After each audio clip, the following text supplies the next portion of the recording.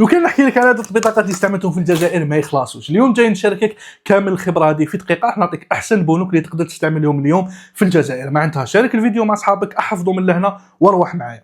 نبداو بواي سبايسيرا. حكايتهم كيف اذا عندك اليوم خويا الجزائري ما عندكش عنوان اوروبي، ما عندكش عنوان خارج الجزائر، غير مكانه لانها كاركتريسكي، خاصه وايز على بالي بلي بزاف ناس يستعملوها. لكن البنك يقول لك بلي اذا انت ما عندكش عنوان خارج الجزائر راك ما تقدرش تشاركها وما تقدرش تخدم بها. مايفين كاين بزاف لهم يستعملوها، لكن يبقى بنك بلغاري اللي يروح معاه بالعقل. انا واحد من الناس ما ننصحش به بزاف.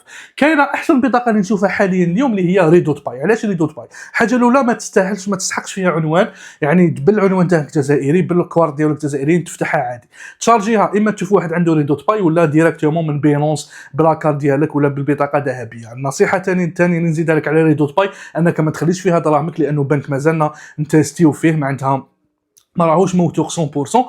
استعملها لكن ما تخليش دراهمك فيها. معناتها احسن خيار اليوم هو ريدوت باي. ونزيد نقول لك هام كاين التعليقات، اي سؤال حول هذا الموضوع شاركني في التعليقات. وللاخير الناس اللي قدامى صح، اذا تعرف هذه لاكارت لا تشفى لها شاركني في التعليقات، لانه غير القدم صح اللي يشفى لها. شكرا.